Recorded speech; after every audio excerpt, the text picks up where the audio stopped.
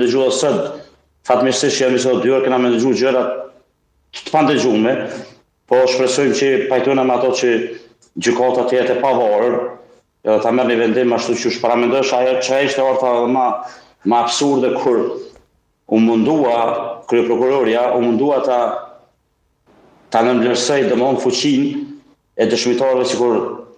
ish komandanti i NATO-s, Wesley Clark dhe James Rubin, paramendohet domthon në çfarë niveli kemi rri, mundohet me nënvlerësu dhe mos mi dhon vlerë deklarata o dëshmive të 2 persona kësë të cilët kanë qenë alfa dhe omega në atë kohë në gjithë procesin dhe paramendohet dhe në çfarë niveli kemi arë, pra, domthon ma shumë për ta vleni dëshmitarës që ma kanë marrë Leopin, ma kanë marrë Viqin, kumprej Dru, se deklarata e një komandantit NATO-s, të cilët në atë kohë kanë pasur vesh gjithandaj Ballkanit e gjithandaj botës, më thonë. Pra paramendohet çfarë niveli kemi arë, ajo shka është alo më shqetësuese kur ishe komentet nga do shqiptar të zi, domthon dënim përjetshëm, burg përjetshëm, po çfarë më thonë, nëse për rastin e